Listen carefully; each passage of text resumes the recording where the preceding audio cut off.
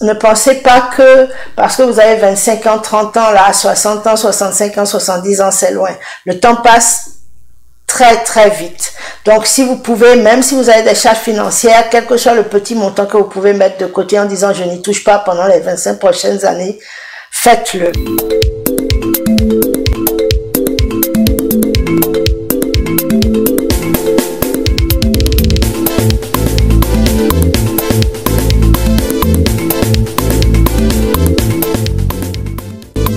Chers téléspectateurs, mesdames, messieurs, bonjour et bienvenue à l'émission La Voix des aînés.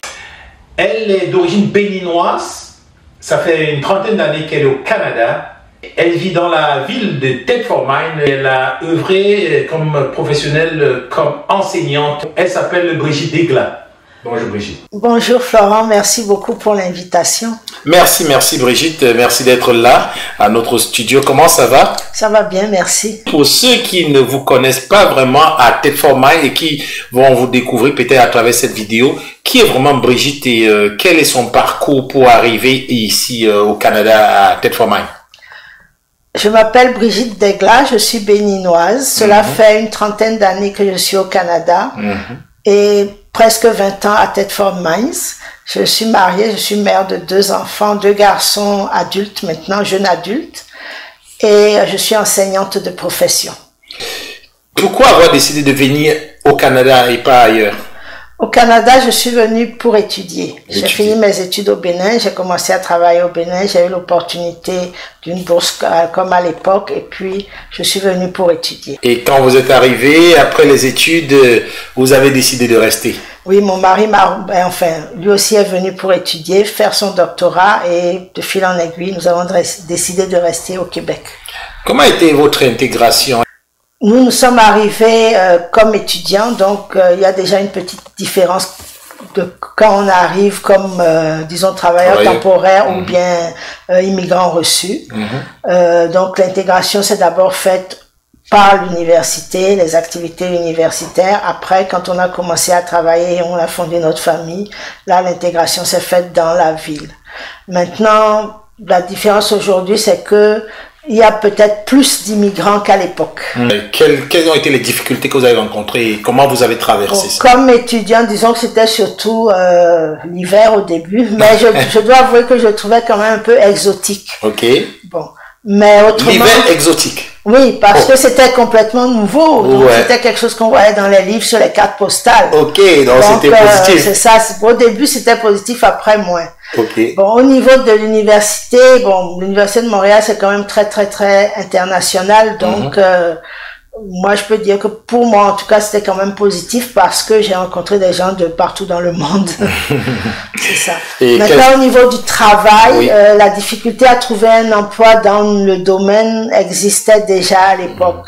Et puis moi, à mon époque, les étudiants étrangers n'avaient pas le droit de travailler. Et les conjoints d'étudiants étrangers, parce que moi j'ai fini mes études avant mon mari, n'avaient pas le droit de travailler. Donc à ce niveau-là, c'était un peu difficile.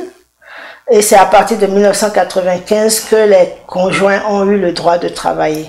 Alors, quelle était la différence entre la période où vous êtes arrivé et aujourd'hui? Est-ce qu'il n'y avait pas moins de concurrence? Est-ce que vous n'avez pas plus de facilité de vous intégrer? À l'époque, il n'y avait pas de pénurie de main-d'œuvre. Au niveau du travail, il n'y avait pas de pénurie de main-d'œuvre. Bon, il y avait moins d'immigrants aussi. Il y avait beaucoup d'étudiants. Les étudiants africains, il y a un journaliste qui avait dit une fois que les étudiants africains sont des intellectuels de passage. D'ailleurs, beaucoup de nos camarades de l'époque sont rentrés ou sont ailleurs dans le monde. Bon, aujourd'hui, il y a une grosse pénurie de main-d'œuvre qui apporte un flot d'immigrants et de travailleurs temporaires. Comme il n'y avait pas de pénurie de main-d'œuvre, il était quand même un peu difficile de trouver un emploi. Parce que n'importe comment, les gens vont quand même préférer quelqu'un qui pense qu'il connaît la culture, quelqu'un qui a déjà travaillé ici dans les jobs d'étudiants, etc. Alors que nous, les étudiants étrangers, à l'époque, nous n'avions pas le droit de travailler. Et même comme conjoint d'étudiants d'étrangers, parce que moi j'ai fini mes études avant mon mari, on n'avait pas le droit de travailler. Donc c'était un peu difficile. Maintenant, après, quand on a eu les conjoints où le droit de travailler, et ou bien quand on est devenu résident permanent, la difficulté c'était de trouver un travail quand même dans notre domaine parce que la pénurie de main-d'œuvre n'était pas là. Quelle a été la première chose qui vous a vraiment plu quand vous êtes arrivé à Québec? Moi, je pense le calme. Le calme. Oui, la tranquillité, la facilité de faire les choses aussi. Même si c'est administratif, on a un problème, on appelle, ou bien à l'époque on se déplaçait, là on n'appelait pas, c'était pas Internet comme aujourd'hui. L'accueil des gens dans les bureaux, malgré tout, même si on parle de racisme et tout, quand même c'était correct. Nommez-moi le problème le plus poignant quand vous êtes arrivé et le problème d'aujourd'hui selon vous en ce qui concerne les communautés. Un de chaque. Ben, je pense qu'il y a toujours le racisme. Okay. C'est-à-dire, on ne peut pas nier, quelle que soit la bonne volonté des gens, même si la majorité des gens autour de nous sont bien, on ne peut pas nier qu'il y a quand même une méfiance et qu'il y a quand même une forme de racisme voulu ou non. Bon, peut-être aussi un peu de la part des communautés parce qu'on devient méfiant quand même. On devient méfiant, c'est-à-dire on se dit, j'ai envoyé mon CV, ils ne m'ont pas accepté parce que je suis noire. L'avez-vous vécu vous? Non, je ne crois pas. Personnellement, je ne l'ai jamais senti. Vous l'avez jamais senti? Non, quand les gens me rappellent pour me dire nous ne vous avons pas accepté, ils me donnent des raisons. Des raisons. Oui. Que vous trouvez quand même que je trouve quand même assez correct. Correct. Oui. Donc, personnellement, moi, non, mais je connais d'autres personnes qui ont vécu. Des histoires qui ont vécu. Oui. Aujourd'hui, après plusieurs années de pratique comme professeur, enseignante, vous êtes à la retraite. Est-ce que c'est vraiment exactement la façon que vous attendiez? Je peux dire que je suis en pré-retraite. Ok. Alors, j'enseignais dans le niveau de la francisation. Donc, moi, j'enseigne en francisation donc à des adultes, dans des organismes communautaires. Et je prépare la retraite. Je ne suis pas encore à la retraite parce que, bon, je suis encore en forme active. Je vois... bon, d'abord il y a le côté financier, donc il faut, même si il y a quand même des rentes, il faut quand même mettre de l'argent de côté. Et puis je vois comment je vais m'occuper. Et je pense que comme je suis déjà impliquée, je vais toujours continuer à m'impliquer comme je l'ai toujours fait dans ma vie depuis que je suis au Québec. Quel parallèle vous faites donc avec les retraités hors de votre cas, les retraités de votre ville? Les retraités de ma ville, ceux que je connais sont quand même assez actifs. On en a quelques-uns qui justement travaillent aussi avec nous en francisation pour des ateliers de conversation, etc. Et puis j'en connais d'autres personnellement qui sont impliqués dans différentes choses, qui sont dans les événements de la ville. Et donc sur la ville compte. Et puis c'est toujours, en fait c'est comme partout, comme toutes les associations et les organismes, c'est-à-dire c'est les mêmes qu'on retrouve partout. Ceux qui sont chez eux, ceux qui sont eux aussi s'occupent d'une façon ou d'une autre, que ce soit pour un hobby personnel ou autre. Oui. Et si vous aviez des recommandations à donner pour mieux aborder sa retraite pour tous ceux qui nous écoutent aujourd'hui, quelles seraient vos recommandations éventuellement? Premièrement, pour ceux qui sont plus jeunes, qui commencent, ne pensez pas que parce que vous avez 25 ans, 30 ans, là, 60 ans, 65 ans, 70 ans, c'est loin. Le temps passe très très vite. Donc si vous pouvez, même si vous avez des charges financières, quel que soit le petit montant que vous pouvez mettre de côté en disant je n'y touche pas pendant les 25 prochaines années, faites-le. Et aussi, bon, je sais quand on a une famille, tout ça c'est un peu difficile, mais avec le temps, essayez d'avoir un hobby. Avoir quelque chose qui pourra vous occuper indépendamment de vos enfants, de vos petits-enfants, quand vous serez à la retraite. Et c'est ce que je dirais à ceux qui s'approchent de la retraite ou qui sont même déjà à la retraite et qui commencent à s'ennuyer, je dirais, trouvez-vous quelque chose, faites du bénévolat, que ce soit dans la communauté ou bien dans n'importe où, dans un milieu multiculturel avec des Québécois, trouvez, que ce soit avec les enfants, aller lire des histoires dans les écoles, je sais pas moi, voir les centres de pédiatrie sociale, enfin bref, trouvez quelque chose qui vous intéresse pour donner quelques heures par semaine ou quelques heures par mois, si vous êtes en forme, et puis faites-le, parce que ce qui est vraiment embêtant, c'est d'être inactif. Est-ce qu'il y a beaucoup de retraités issus de la diversité ou des communautés culturelles à Thetford-Mines? À Thetford, j'en connaissais. C'était des personnes, bon, pour les personnes, disons, non visibles, je n'en connais pas beaucoup, mais il doit y en avoir. Des Français, des Grecs, des Arméniens, etc. Pour les personnes, disons, visibles, je connaissais des personnes haïtiennes. Bon, mais la majorité, leurs enfants ont quitté la ville, donc elles aussi, elles sont parties. Elles sont parties de la ville. Oui. Mais elles étaient, en tout cas, celles que je connaissais qui sont restées. Je connais un monsieur qui maintenant est quand même approche de la centaine d'années, donc lui, c'est sûr qu'il n'est plus très actif, mais à l'époque, là, il y a 15 ans, 20 ans, même 10 ans, il était encore très, très actif. Et quelles sont les infrastructures sur place que vous connaissez? Les infrastructures, par exemple, je sais qu'il y en a un parc qui s'appelle, je crois que c'est le parc Saint-Noël, peut-être je me trompe du nom, mais il y a des... comment on dit, des vélos, des trucs comme ça, comme un peu comme le dit, mais c'est en plein air, donc on invite. Et puis je sais qu'avant la pandémie, il y avait des groupes il y avait des activités pour les retraités. Au niveau sportif encore, par exemple, il y a l'aquaforme, etc. Il y a un institut qui s'appelle l'Institut du 3e âge de Thetford Mines, mais qui n'est pas ouvert seulement aux retraités, aux personnes du 3e âge, même les jeunes peuvent. Il y a plein d'activités, du tai chi, du yoga, apprendre l'ordinateur. Et puis il y a, bon, les traditionnels cercles des fermières qui sont actives aussi dans différents cadres, et puis elles peuvent aussi apprendre des choses aux plus jeunes, comme parce qu'elles s'occupent du tricot, des arts, etc. Donc, il y a un organisme qui s'appelle le Petit Frère, mais eux, je pense qu'ils s'occupent des gens à partir de 75 ou 80 ans, parce qu'on appelle les personnes du grand âge. Mais la coordonnatrice actuelle est une jeune, très dynamique, donc je pense que l'organisme va bien. Il y a la FADOC. Aussi, bon, je sais qu'ils offrent plusieurs activités, et puis chaque cercle, comme au Cégep, il y a l'association des retraités, ils se rencontrent, ils font des brunchs, ils font des activités de golf, etc., et d'autres activités l'hiver.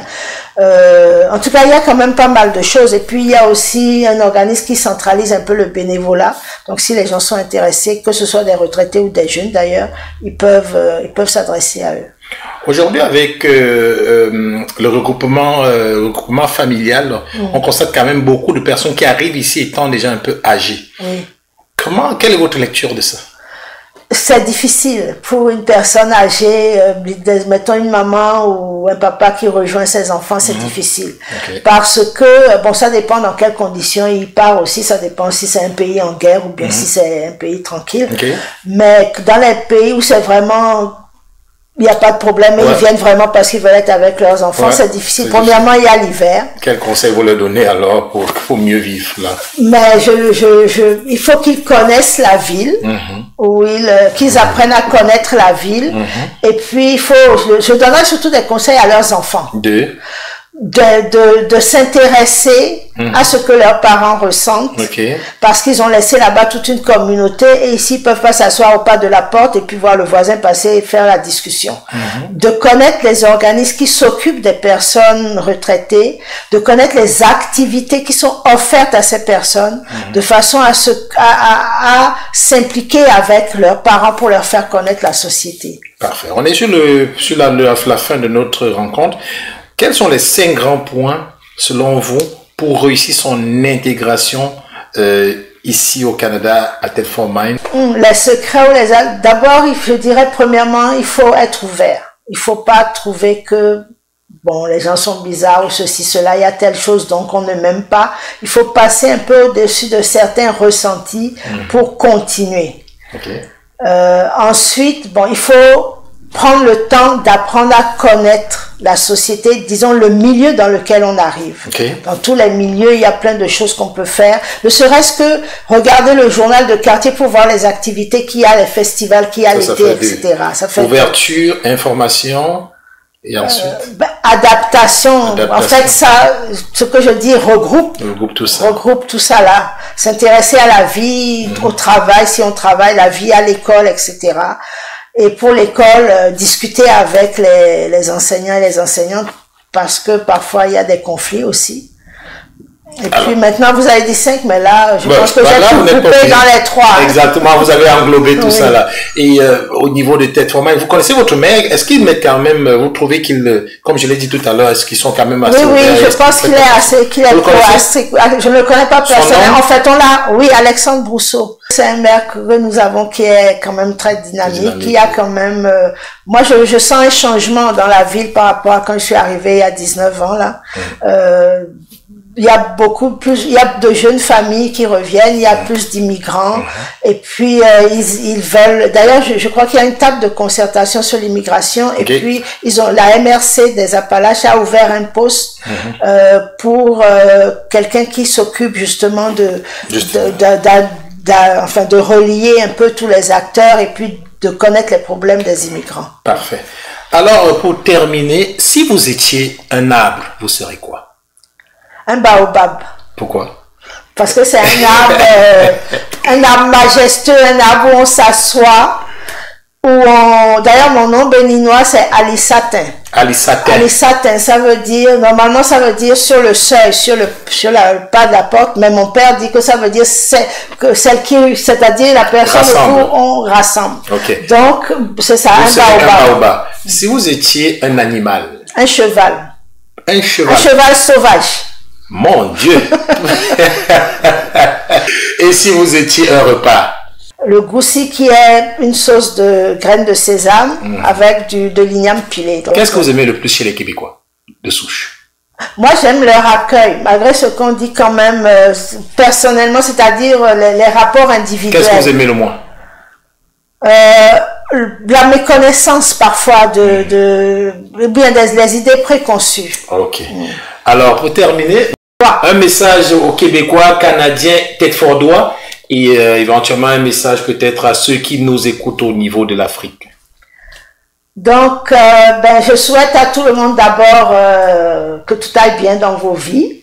Je souhaite à ceux qui veulent venir que cela se réalise, de bien s'adapter. À ceux qui sont déjà là, d'ouvrir leur cœur et leurs yeux pour que leur adaptation se passe le mieux possible, et aux Québécois de souche, comme on dit, d'ouvrir leur cœur et leurs yeux pour accepter tous ceux et celles qui viennent d'ailleurs, parce qu'il ne faut pas oublier que vous aussi, même si ça fait des centaines d'années, vous venez d'ailleurs. Vos racines sont d'ailleurs. Pour beaucoup, vos racines sont d'ailleurs. Qu'est-ce que vous souhaiteriez qu'on retienne de vous? Je sais pas, peut-être ma solidarité, peut-être que j'ai aidé, c'est-à-dire j'ai beaucoup de défauts, mais je souhaiterais qu'on retienne quand même que j'ai su aider les gens, enfin, du mieux que j'ai pu. Un message dans votre langue. Mikwabo, ça veut dire bienvenue.